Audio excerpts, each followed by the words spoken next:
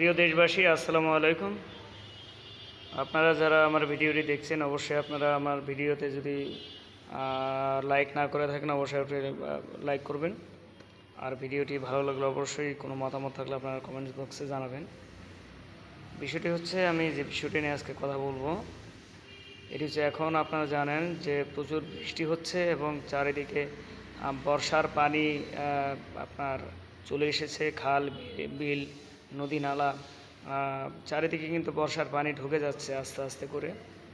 তো প্রিয় দেশবাসী, বিশেষ করে আপনাদের যাদের বাসায় ছোট ছোট শিশু বাচ্চা আছে, আপনারা একটু এই বিষয়টা লক্ষ্য রাখবেন যে যাদের বাসায় শিশু বাচ্চা আছে, আপনার 0 বয়স থেকে বিশেষ করে আপনার 8, 9, 10 বছর পর্যন্ত যারা এখনও সাঁতার শেখেনি, বিশেষ করে একেবারে শিশু বাচ্চা যারা একটু একটু হাঁটি হাঁটি পাপা করে হাঁটা শিখেছে বা হামাগুড়ি দিচ্ছে, এদের জন্য কিন্তু খুবই একটা ঝুঁকিপূর্ণ সময় এখন। বিশেষ করে দেখা যায় অনেক বাচ্চারা হামাগুড়ি দিয়ে কিন্তু ওই মানে পানির মধ্যে চলে যায়, পানি নিয়ে খেলতে পছন্দ করে। শিশুরা কিন্তু কাদা পানি নিয়ে খেলতেই পছন্দ করে বেশি। এতে করে কিন্তু আপনার পানিতে পড়ে যাওয়ার সম্ভাবনা থাকে।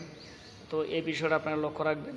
অবশ্যই আপনারা বাড়ির আশেপাশে আপনারা বিশেষ করে খুঁটি গেড়ে, প্রয়োজনে বাঁশ দিয়ে বা নেট লাগিয়ে আপনারা একটু সেভ করার চেষ্টা করবেন, যেন শিশু বাচ্চারা যেন হামাগুড়ি দিয়ে বা যারা হাঁটা শিখেছে তারা যেন কোনোভাবেই ওই বাড়ির পাশে একটা ডোবা আছে বা একটা খাল আছে বা একটা বিল আছে বা একটা পুকুর আছে, জলাশয়, সেখানে যেন যেতে না পারে।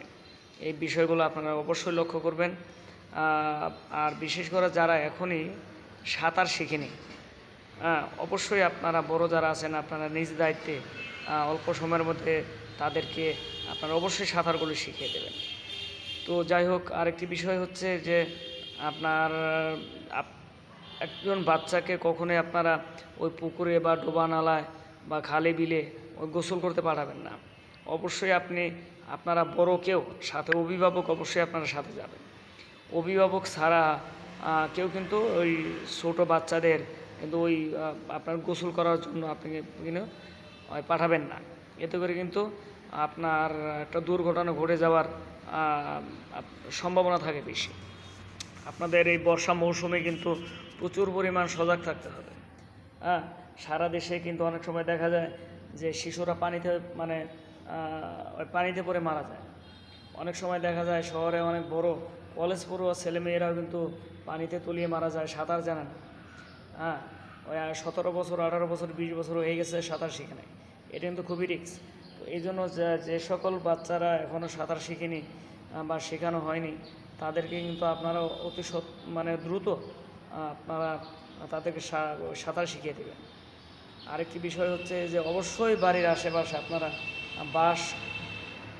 বাঁশের খুঁটি গেড়ে নিচের অংশটা অন্তত 1 থেকে 2-3 ফিট উঁচু করে আপনারা বেঁধে দেন। কারো বাসায় যদি নেট থাকে, অবশ্যই নেট লাগিয়ে দেন। এতে করে শিশু বাচ্চা কিন্তু ওই হামাগুড়ি দিতে দিতে কিন্তু আর পানিতে যেতে পারবে না।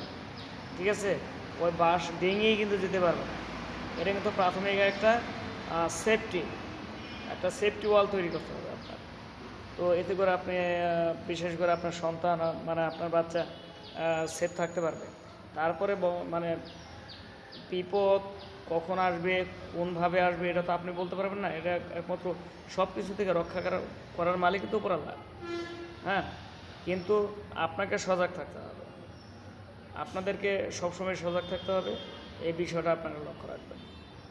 তো যাই হোক, আরেকটা বিষয়, আপনার বাড়ির উঠানে অনেক সময় দেখা গেছে পানি জমে থাকে, অনেক বৃষ্টির পানি জমে থাকে। সেই পানিগুলো আপনার রাখা যাবে না, পানিগুলো সেচে ফেলে দিতে হবে। সেই পানির মধ্যে কিন্তু আপনার দেখা গেছে বিভিন্ন কীট পতঙ্গ, পোকামাকড় জমা হতে পারে। এই যে এখন জানেন যে সাপের উপদ্রব বেড়ে গেছে।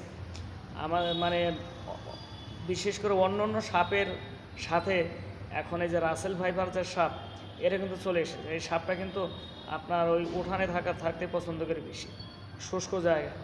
আবার কিছু সাপ আছে পানির মধ্যে থাকে।